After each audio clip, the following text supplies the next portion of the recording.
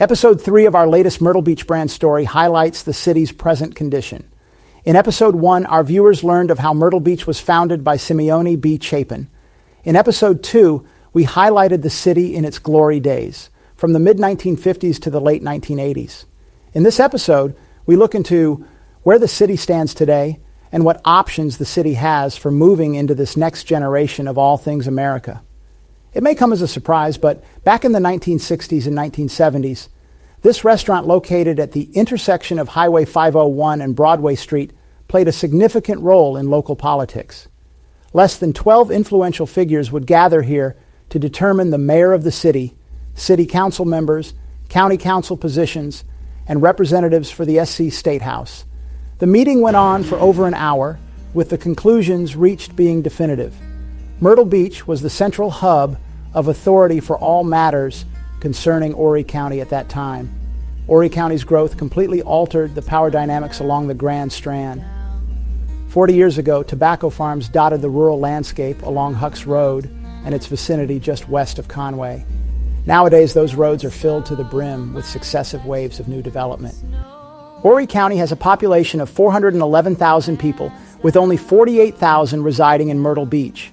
During any given election cycle, Horry County residents can outvote the city of Myrtle Beach.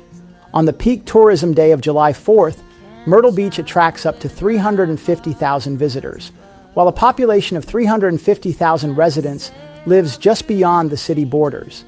Yet Myrtle Beach Mayor Brenda Bethune and other city leaders chose to alienate these residents, charging them to park in an unsafe downtown. The city of Myrtle Beach's restaurants, shops, and attractions are seldom visited by 350,000 county residents. Myrtle Beach's political sway and county backing have dwindled, alongside a decline in its national visitor numbers. The Myrtle Beach region welcomed 20 million tourists in 2020, but saw a drop to 17.5 million visitors last year.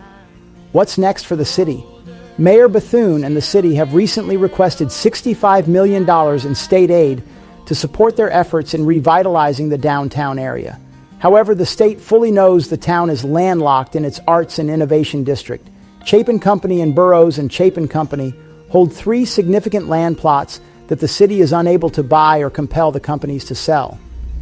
Given that the properties were acquired circa 1911, any potential sale would incur capital gains taxes, rendering such a transaction impractical. Downtown redevelopment hinges on the city having a proficient diplomat capable of collaborating effectively with these companies. Mayor Bethune is often described as a bully and a bridge burner. President Donald Trump signed a mandate requesting that the Interior Department to acknowledge the Lumbee tribe. If approved, Governor McMaster's signature would enable casino gaming on tribal-owned land throughout the state. Burroughs and Chapin have ownership of the properties required by these tribal leaders to collaborate on constructing a downtown casino. Tribal leaders are considering working with Horry County Council on zoning to leverage other locations for the casino. Tribal leaders believe the casino would do just as well in Horry County as it would in a coastal city. Various cities such as Detroit, Chicago, Springfield, Ohio, and several others are facing challenges with downtown redevelopment.